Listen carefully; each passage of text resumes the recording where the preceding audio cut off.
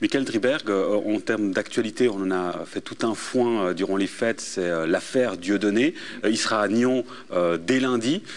Quel est votre regard sur, déjà, l'affaire Dieudonné en général, et puis sur, justement, la polémique sur ses spectacles et sa venue à Nyon? Et moi, j'encourage tout le monde à faire ce que j'ai fait depuis 3 jours, c'est aller sur YouTube et à regarder tous les sketchs de Dieudonné. D'abord, il me fait mourir de rire. Désolé de dire ça pour ceux qui ne l'aiment pas. Je trouve que c'est un humoriste qui a beaucoup de talent. Il a tourné quand même 13 ans avec Elie Semoun. On connaît quand même le succès qu'ils ont eu. On connaît les affiliations de chacun. Donc je trouve que le réduire simplement à un raciste qui encourage la haine et la violence, je trouve ça ridicule. Et je pense que c'est un débat qui est complètement parti dans tous les sens.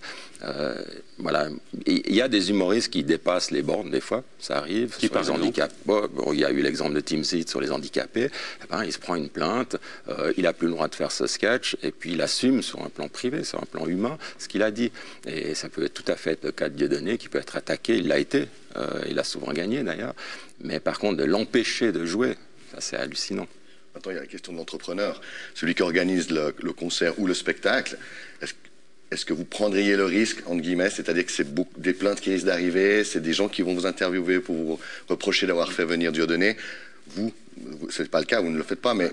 Moi, je le ferai. Vous le feriez. Je le ferai, et pour prendre un exemple plus anecdotique, quand il y a eu les marionnettes du pénis, c'était Cuchet Barbosa qui était nu sur scène, vous savez que la ville refusait de nous louer les salles, parce que les types étaient nus sur scène. Alors quand la même chose se produit au Grand Théâtre et que c'est dans un cadre culturel, et tout d'un coup, sur un opéra un peu fashion, il faut que quelqu'un se balade nu, alors là, ça passe.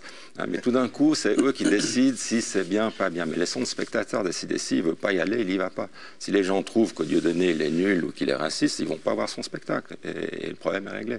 Michael Driberg, directeur de Live Music Production, merci beaucoup d'avoir été avec nous.